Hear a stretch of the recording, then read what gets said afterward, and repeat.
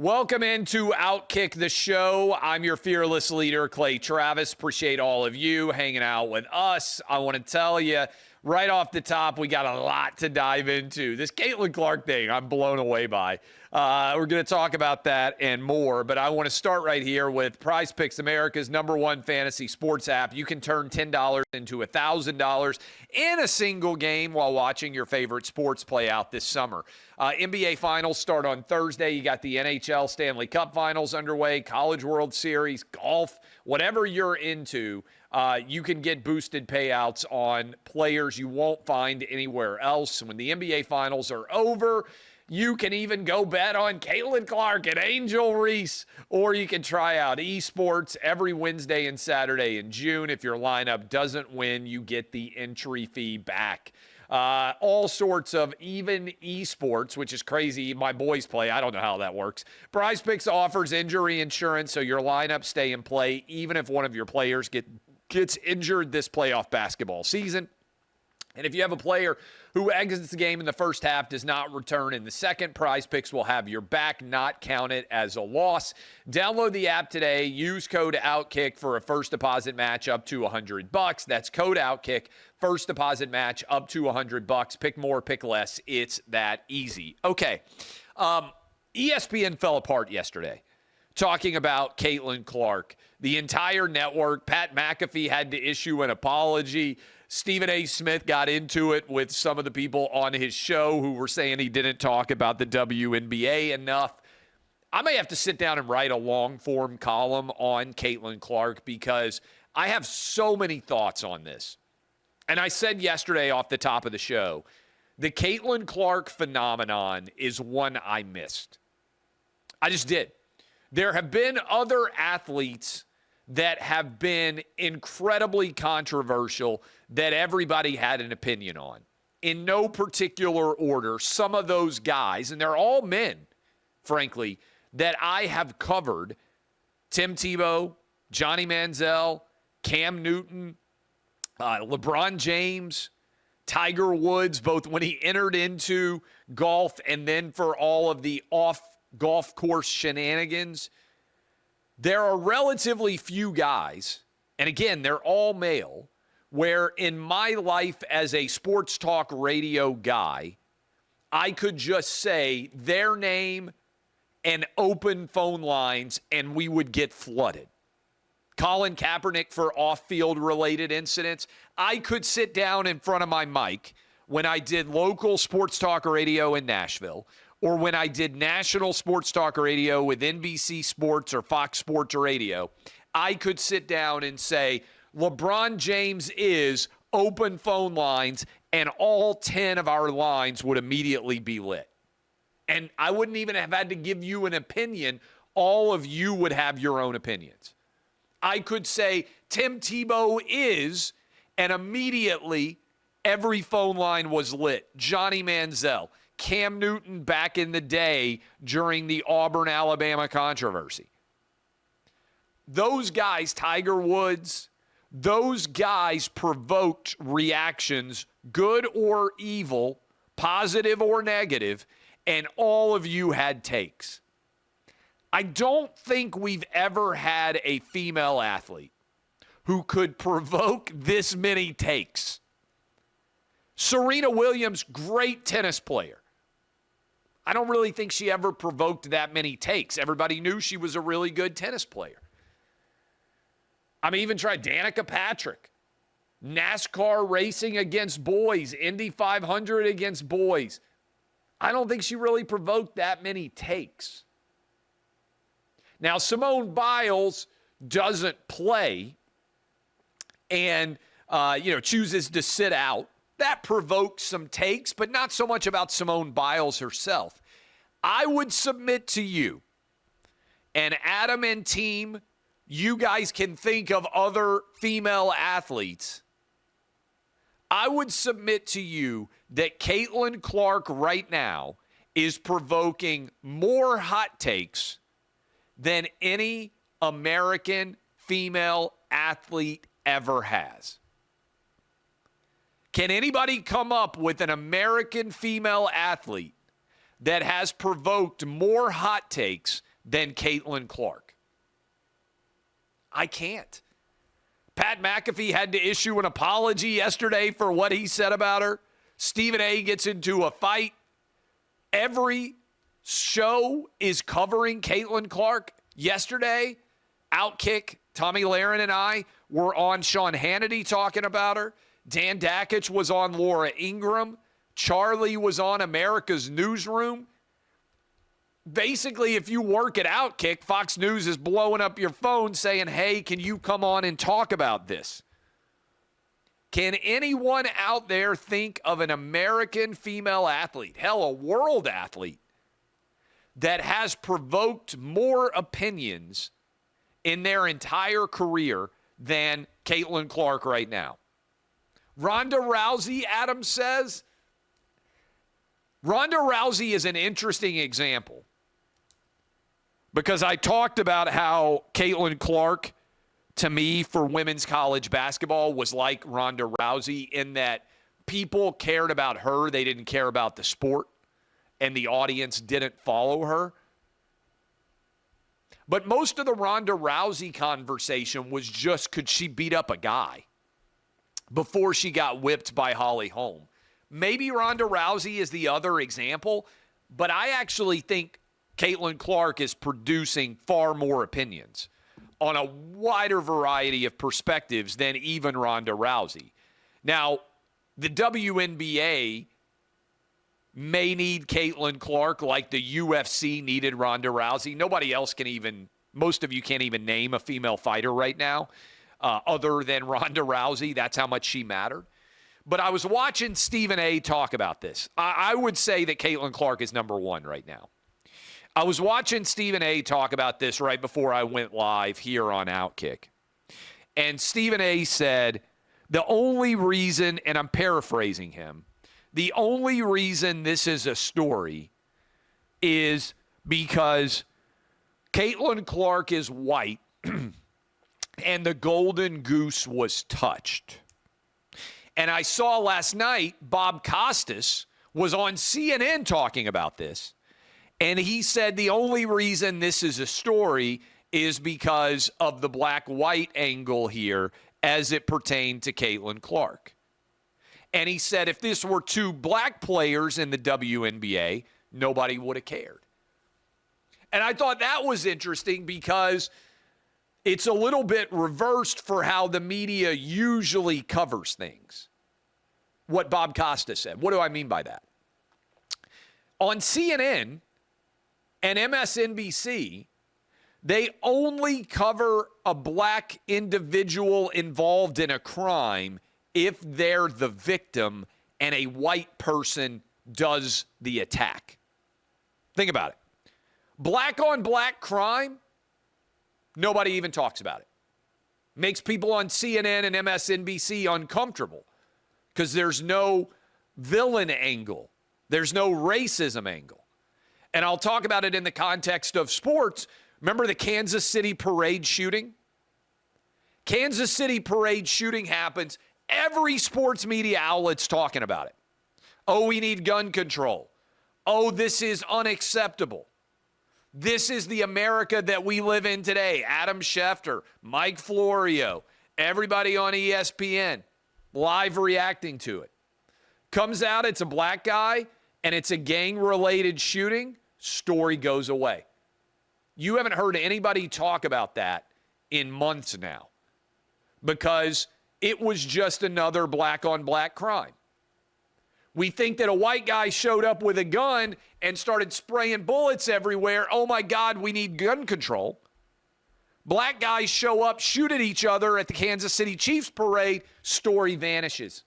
You can't even name the shooter because just black-on-black crime. WNBA, nobody cares for 30 years. Nobody cares at all for 30 years about the WNBA. There's white players, there's black players, lots of lesbians, a few straight people. Nobody cares. Somehow Caitlin Clark becomes a star playing college basketball, and suddenly people are paying attention to the WNBA. Caitlin Clark gets cheap-shotted. It's a huge story. But it's the reverse. It's the white person a victim of black aggression. That's why it's a story. Usually, CNN's had Bob Costas on to talk about this. It's a flagrant foul. CNN is discussing it. Has CNN, this will be a great media question, ever covered a flagrant foul in basketball before now on its national news broadcast? They brought in Bob Costas to break it down. And Bob Costas, I think he's probably right here. He said this is a story because a black woman attacked a white woman, hit her. Chicago Tribune wrote a story saying it was assault. Everybody's head's blowing up and exploding. The hot takes are out of control. But what's interesting to me is this is the reverse of what CNN would usually cover. Think about it. Usually, CNN would cover the white person who does something to the black person. They never cover white victims of black violence. I'm not talking about basketball. I'm just talking about crimes in general. MSNBC never does. But as soon as there's a black guy or black gal who is a victim of a white person, they usually cover it. Here it's flipped. Why? What is it about Caitlin Clark that suddenly CNN will cover it? Stephen A. Smith said the golden goose was touched. It's interesting. I don't know that I disagree with that. Now, he also said black people get truly treated unfairly. White people get a cold. Black people get the pneumonia. Paraphrasing again. I don't think that's true. I think sports actually, uniquely perhaps, although I don't think it's unique, I think it's actually somewhat reflective, all that matters is your talent. I've said for a long time, Aaron Rodgers could have taken a knee during the national anthem and said, hey, ISIS is being treated unfairly by American troops, and the Green Bay Packers would have kept paying him. Why? Because his talent was so good, nobody cared about what his politics were. Colin Kaepernick lost his job not because he took a knee during the national anthem, but because he took a knee during the national anthem and he wasn't good enough at playing quarterback. Deshaun Watson can get accused by 30 different women of sexual assault. He gets the biggest contract in the history of football. Jameis Winston, credibly accused of raping a white girl at Florida State. Nobody cared. Number 1 overall draft pick. Because the belief was that his talent exceeded his problems. This is another good conversation that Stephen A. and I should have.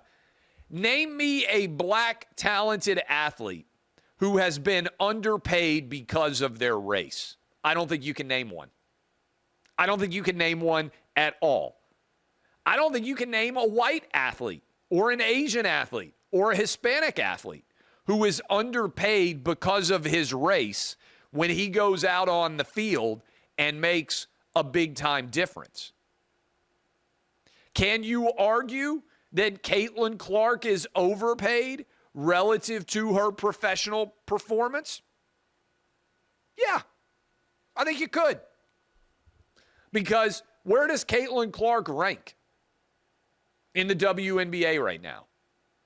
25th or 30th best player right now. She's the highest paid.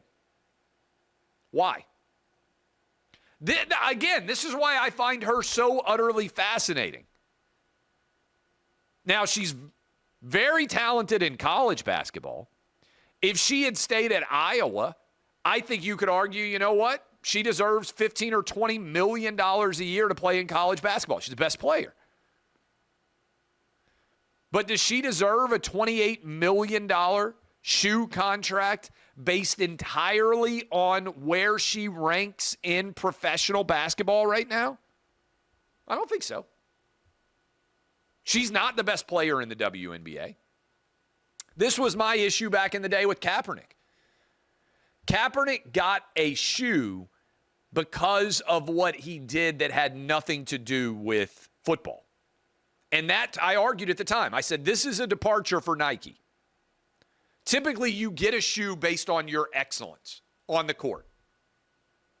We've never had an athlete get a shoe because of his political opinions.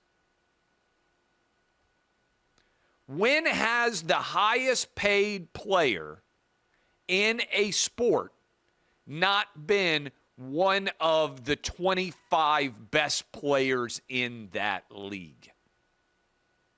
Has it ever occurred? I don't know that it has. Now, there was an era back in the day when you got huge contracts in the NFL. So you had guys who were getting drafted that were the highest paid at their position before they went with the slot salaries. What did Sam Bradford get? Like $50 million guaranteed when he got drafted. Do you remember that?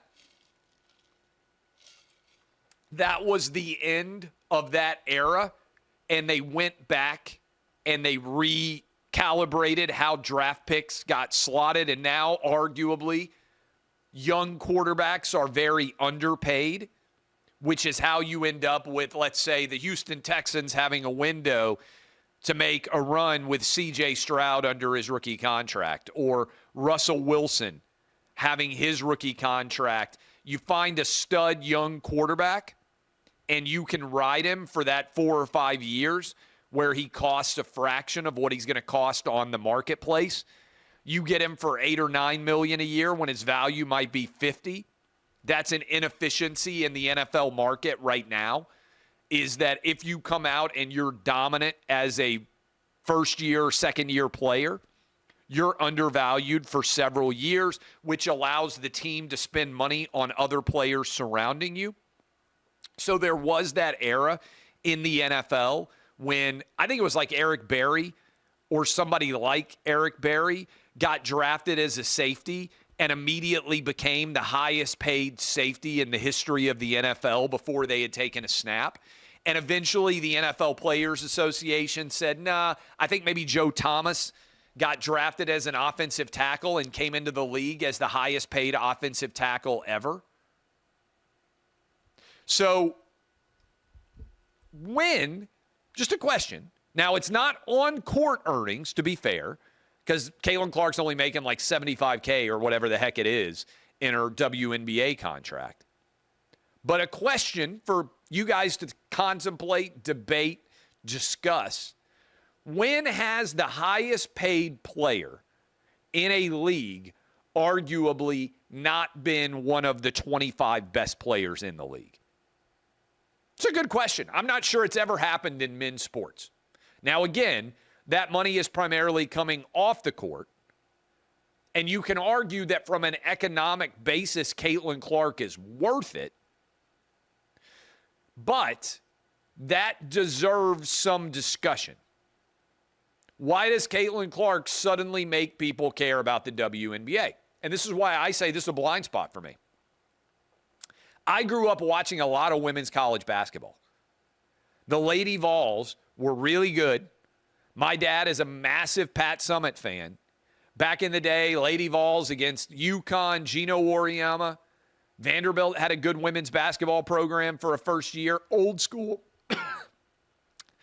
I think Tennessee's women and Vanderbilt's women played in some number 1 versus number 2 matchups. Got to take a drink there.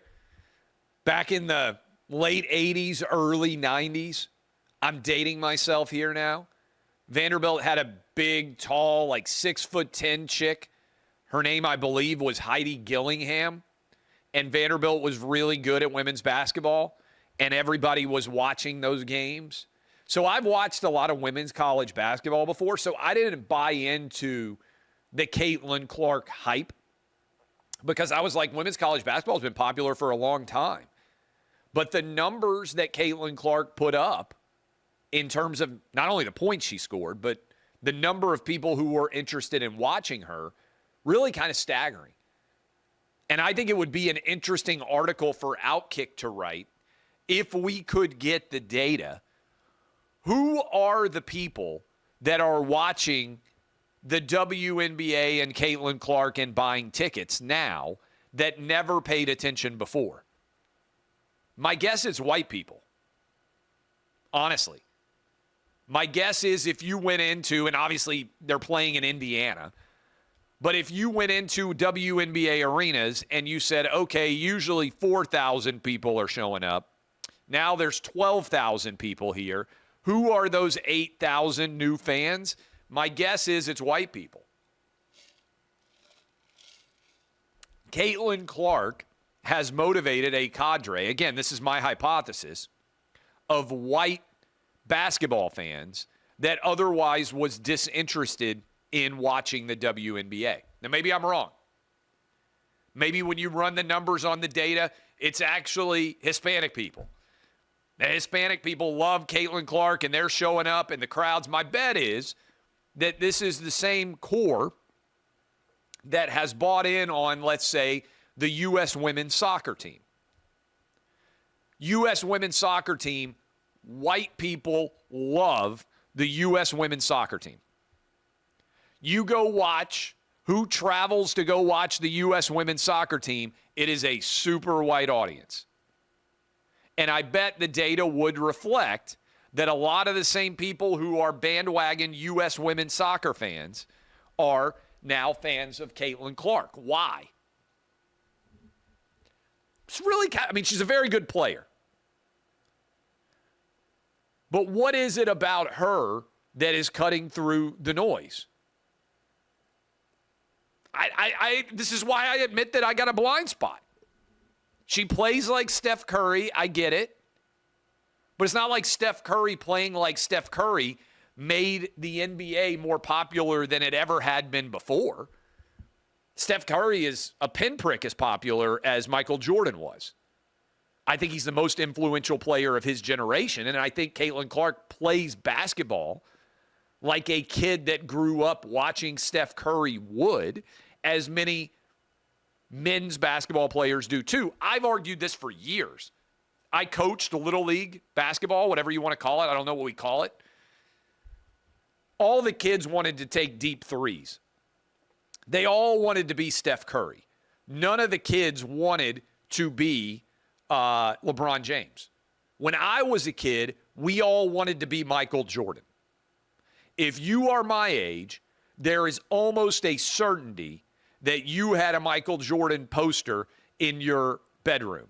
Unless you're from Detroit or New York or Indiana, one of these places that had a real rivalry with Jordan. You grew up in Nashville like I did. I've said this before. I had only a couple of posters on my wall. Two of them for sure. Like I was a Barry Larkin, Eric Davis fan, Cincinnati Reds. I had their posters on my wall. I was a fan of wrestling. I had Brutus the Barber Beefcake on my wall. Yes. I think I had the Macho Man back in the day. I had Bo Jackson with the baseball bat on his shoulders and the shoulder pads. If you're around my age, I'm 45. I loved Bo Jackson. Was obsessed with Bo Jackson. He was my favorite baseball and football player back in the day. And you had a good shot. What I had, you had a picture of Michael Jordan dunking from the free throw line. Now, he took a step inside of the free throw line, but I think it was the 1989 dunk contest against Dominique Wilkins. Back when people loved the dunk contest, I had that Jordan dunking from the free throw line poster. Reason why I bring that up, those guys were iconic. Jordan took the NBA to a level it had never been before. He was the guy we all wanted to be. Steph is the guy that everybody wants to be today. Generational talent. I'm guessing that as there are a lot of girls out there that want to be the next Alex Morgan, You guys can text me. I can't even keep up. I know Alex Morgan still plays. I don't even know who the most famous U.S. women's soccer players are now. I know Megan Rapinoe tore her ACL. She's done. Shanked a penalty kick to end her career in the U.S. women's soccer. Wide right, ironically enough. The U.S. women, I was there in 2015 when they won and beat Japan. I had my whole family there. Everybody loved them. 2019, they go to France. They get super political, won't visit the White House. By 2023, sadly, a lot of Americans were rooting against them. But that fan base is real. Lots of little girls grew up watching the U.S. women. Lots of people play soccer. That's a white fan base. Are a lot of those people now going to Caitlin Clark, the same overlap rooting for her? I don't know. This is why I would love to see the data. What was it? 18 million people watched LSU against the Iowa women. Who are those fans? And who are those fans now that are buying tickets to go to see the WNBA play? I would like to know the demos on those. But, man, I'm going to probably sit down and write a long-form piece tonight. I just got to think about all the different takes that Caitlin Clark is producing and what they actually represent. Because I think in many ways she is challenging many of the assumptions that are out there associated with all of this. And I love it. I think it's making a lot of people think and challenge their assumptions and recalibrate the way that we talk about athletes. I think she's breaking ESPN in some facet when you got Stephen A. Smith's show going off the rails and you got Pat McAfee's show going off the rails. And by the way, I don't think either of them have done anything wrong. Okay, Rose Lavelle is next up. Lindsey Horan is the captain. I don't even really know. Is Rose Lavelle the tiny little kind of brunette chick who is a goal scorer? I think I'm correct in that. I couldn't even tell you. Okay, yes, I'm told that that's who that is. I think I would recognize her. Not sure about Lindsey Horan. By the way, story time. Story time with old man Clay here. I was on a flight. I think this probably would have been, I don't know if it was 2015 or 2019. It might have been 2014. I don't know. All the years run together. I'm getting to be an old man. I was flying from L.A. to Atlanta. And I'm at the gate in L.A. I was flying to Atlanta. Somebody can look up the year because I remember this. It was when Missouri was playing Alabama in the SEC championship game. So I think it was 2014. This is a decade ago. 2014, I'm flying from L.A. to Atlanta. Commercial flight, probably Delta, since Delta is the you can't fly to Atlanta without being on a Delta Airlines flight. This is a fun story. So it's when I'm doing the Friday night college football show. So it's definitely 2014. Let me make sure that I'm correct on that. 2014. Mizzou is playing Alabama. I'm hosting Friday college football shows and in L.A. I think we did a Thursday night show that year for some reason. It's me. I remember this because I remember talking to Petros and being like, man, we're getting set up here. If I remember correctly, it was me, Petros, Brady Quinn, Matt Leinart, and somebody else, Joel Klatt. So, and I remember telling Petros, like, they have surrounded us with the best-looking former quarterbacks that Fox could hire. And then me and you, Petros, they put us right in the middle. But I remember I was doing the show, and I was just starting to get sick, and I thought I was going to die. You can go back and watch that show. I was playing sick. I literally remember doing that show thinking, I'm going to throw up. I was supposed to fly that night to Atlanta for the SEC championship game. I think it was Thursday night. Maybe we were doing the preview for the college conference championship games in the LA studio. I thought I was going to die. I start getting sick. I go back to my hotel, the Intercontinental, where Diddy is going to be beating up his girlfriend in about a year and a half after this. I get into my room, and I am like death. I throw up like 20 times. It's probably the sickest I've been in the last decade. I mean, I just thought I was going to die. And I get on the phone. I'm like, I had a red eye. I was like, I cannot make this red eye flight. There's no way at all. I've got to fly out tomorrow. They get me on an afternoon flight. I am coach, back middle of the plane. I legit thought I was going to die on that flight Friday. I'm not even kidding about this. I remember sitting there, and it was a big plane, like one of those big jumbo liners, you know, where you have a middle section and then there's like double aisles, whatever size plane that is, a big plane. I was square in the middle in the back for LA to Atlanta. And I legitimately remember sitting there thinking, one, I think I might poop my pants. Two, I would pay, and I didn't have any money then, an inordinate amount of money to just be in my hotel room or be back home. You ever been sick on the road? It's awful. You're like, I would pay anything just to be in my actual bed at home. And so I'm sitting there at the gate waiting to get on, and the entire U.S. women's soccer team is there too, on the same flight, all flying coach.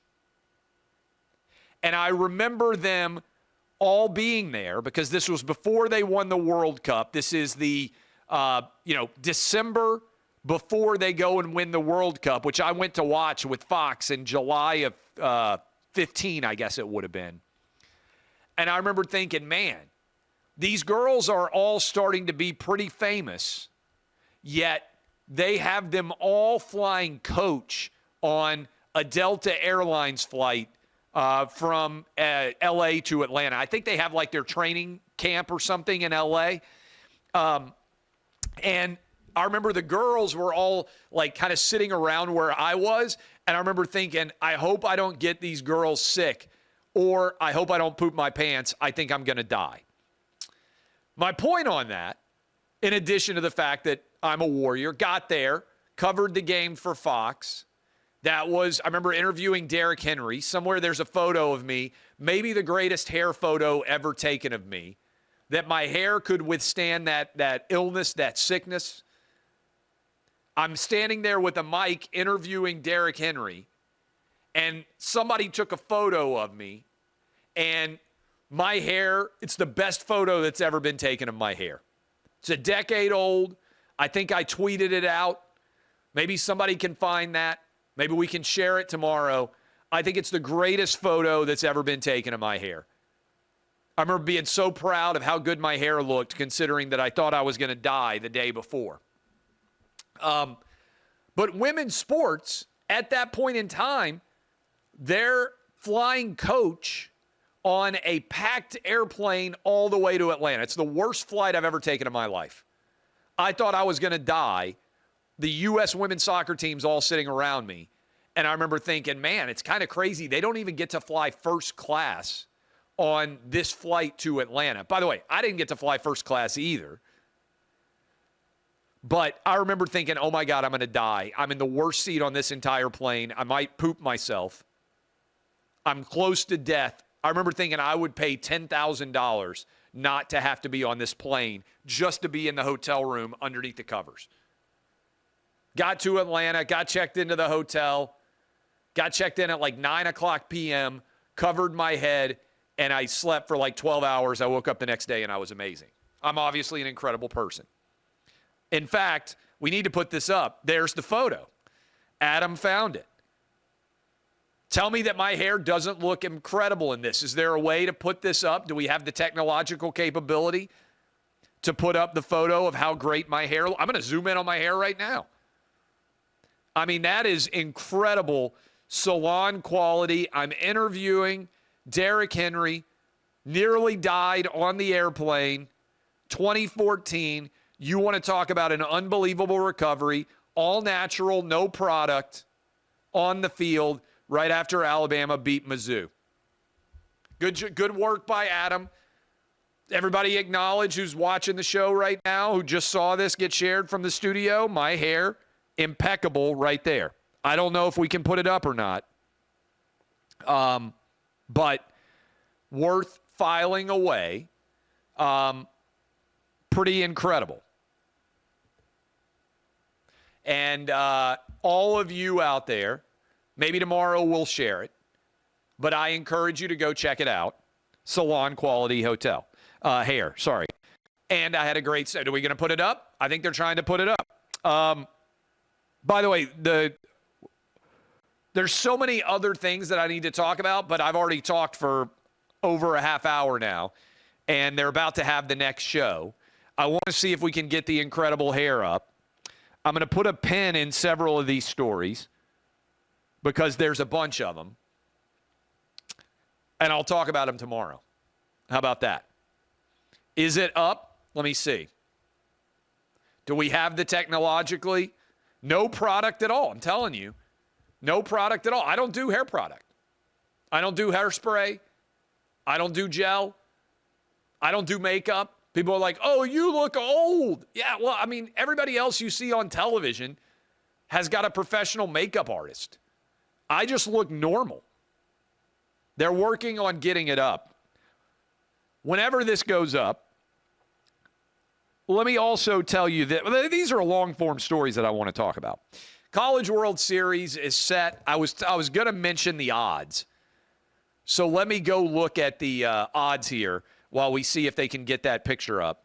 I've got here with me College World Series. We're on to the Super Regionals. And right now there are 16 teams remaining. Tennessee Volunteers, plus 270. Here's the top five. A&M, plus 340. Kentucky, 9-1. North Carolina, 9-1. Clemson, 10-1. All Southern baseball teams favored as the top five most likely to win. I watched yesterday for a while, basically the entire game. I told you that I was excited to watch it. I watched North Carolina playing against LSU. Fabulous game. Absolutely incredible College World Series game yesterday. I enjoyed every second of it. So well done. Really enjoyed it. Encourage all of you, if you haven't already, upcoming weekend. I know the NBA Finals, Stanley Cup going on. Encourage all of you to check out the College World Series games coming up this weekend. Super Regional. Guys, we'll tease this for tomorrow, unless you're going to tell me that we're going to have the photo in the next 30 seconds or the next minute. Just let me say this. Tomorrow, 3 o'clock Eastern, the greatest hair photo that has ever been taken of me as I am interviewing Derrick Henry on the field at the 2014 SEC Championship game. We will have it for you tomorrow. I might even have to start off tomorrow's show with it. I will talk tomorrow about the New York Times finally talking about the lab leak theory, illegals in New York hotel rooms. Alec Baldwin and his wife have a new show, even while he's facing potential manslaughter charges. Crazy to me. The Washington Post collapsing, and the decision of the former employee of the Justice Department, number 3 overall, Robert Costello, to prosecute Trump in New York City. And maybe there will be other stories as well. We'll put it up tomorrow. That's what you call a tease in the business. I appreciate all of you. DBAP unless you need to SBAP. I am Clay Travis. And this has been OutKick, the show.